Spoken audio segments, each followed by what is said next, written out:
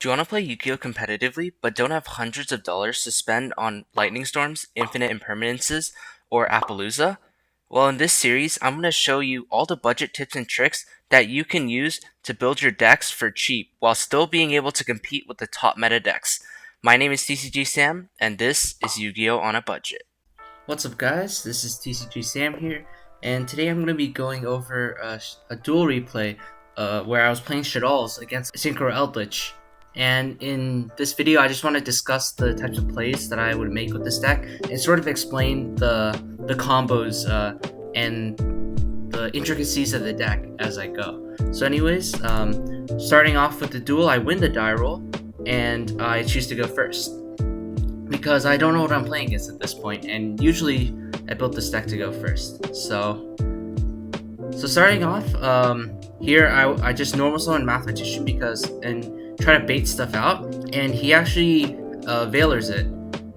And afterwards, I still have a play with Shaddoll Fusion to make a construct, so I send the Veiler and the Shaddoll Dragon from my hand to the grave to make my construct. My construct's gonna dump Hedgehog to search a Wendy, and my logic here was I wanted the Wendy to trigger my Paleozoic Diamond Mistress to summon a face down Shaddoll Beast or something, so I have a play for next turn while disrupting with Paleozoic Diamond Mistress.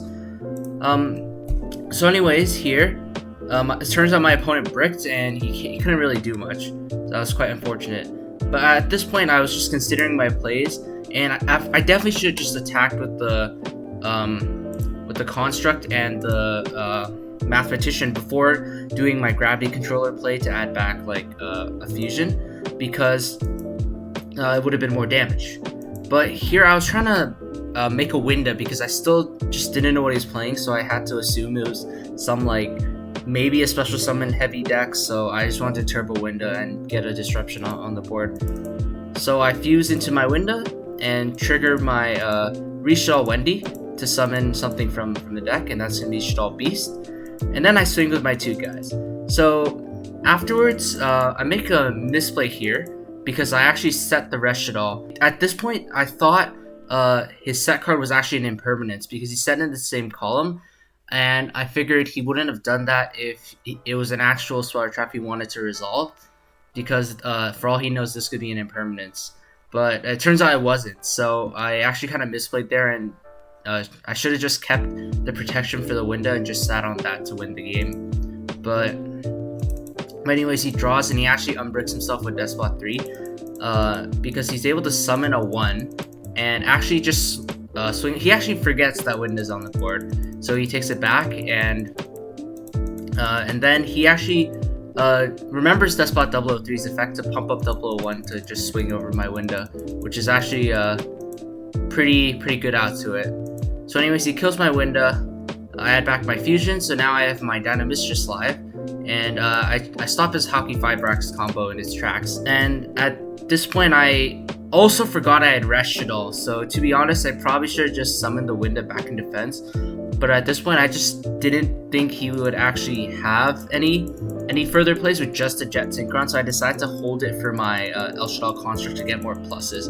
But then when he discarded the O-Lion, I got a little worried because I thought he could continue, but then I realized he just probably couldn't do that much, especially not with the way he's been playing. I just assumed he just had a bunch of bricks in his hand, which he did, as you can see. Now from here, I knew he was going to go to Herald, so I decided to do Rest Shaddoll, bring back trigger Dino Mistress since I activated a trap, which is pretty huge because it gives me a free body on the board. And then summon Construct, dump my guy, add a Falco for next turn to trigger off Beast. And here he just thinks for a long time, can't really get much done. So he just ends with the Herald I expected him to. And I draw Mathematician for turn. It's not really good because of the Herald. And here I definitely misplayed. I had game. I could have just normal Mathematician, not use this effect, flip this up, switch everything to attack and just swing. But I remembered I had Rest Shaddoll on Grave, and I just totally forgot Rest Shaddoll only flips it up to face up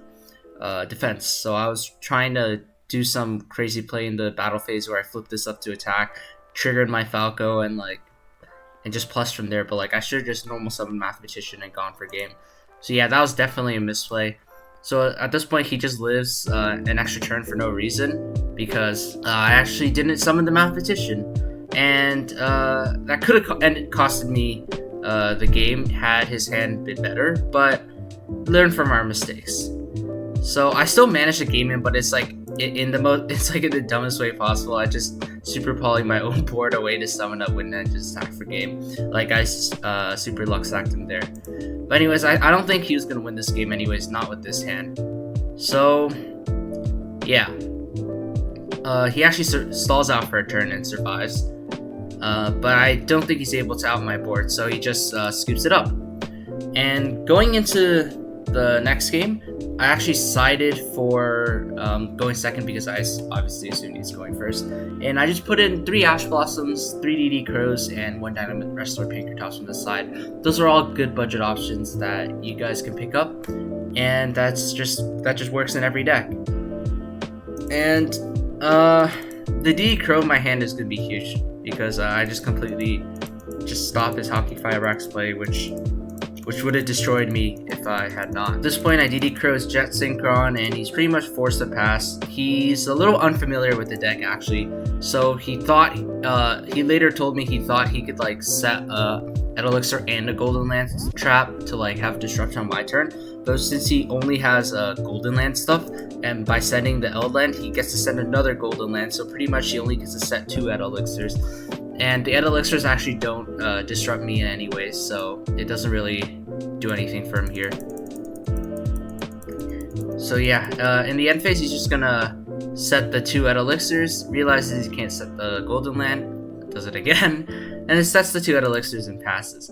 So from here, it works out really well because he has an extra deck monster on the board for me to just use Shaddoll Fusion for my deck and just pop off from there. But even if he didn't, our hand was still good enough because we had the Light and the Shaddoll, the perfect 2 monsters actually to make our construct anyways and just go off with a regular combo.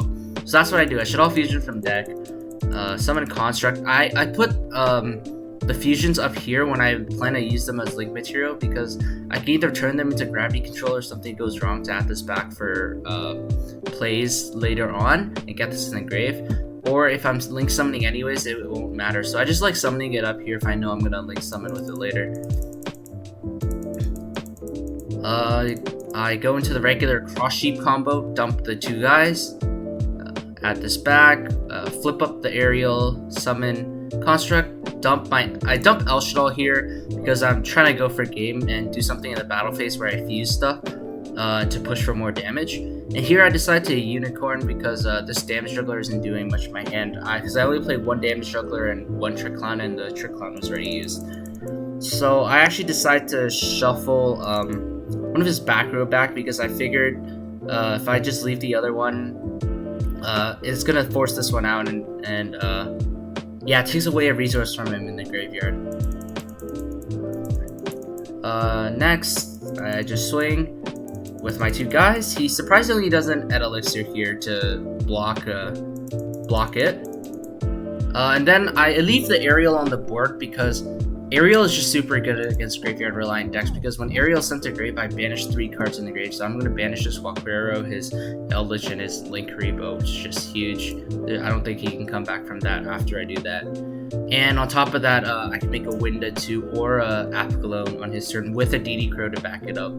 So I just don't think he was going to win this game. Here he misplays. He forgets he's playing Eldritch and he has all these end phase effects. But I let him take it back, of course. And then I actually DD Crow the Sanguine, so he can't do anything with it on his next turn because I know this is how he's going to get destruction on the board. I choose to shotgun my Aerial after he sets a card because I know he's going to send it with Eldritch to add it back and summon it. And it's actually pretty difficult for the budget build at least to out an Eldritch that can't be disrupted by card effects, and that's 3,500. So I absolutely could not let him do that. So that's why I decided to go for Apicalone over winda actually, because I figured with winda he could just run it over and do his combo plays if he actually had anything there. So I decided to go Apicalone and stall out so I didn't get killed. And of course Ariel's going to banish 3, which is the main point of the play that I made. He actually chooses to pass, which is surprising because I think he could have normal Jet Synchron, went into Hockey Fibrax with these two and tried to combo. I'm not sure why he didn't do that. I would have definitely been punished by that if he normal summoned the Jet and made his Hockey Fibrax plays from there. But anyways, I summoned back the Construct, and from here I just have too much advantage. Construct's gonna dump Shaddoll to summon the Beast face down, which can trigger more of my Shaddoll's next turn.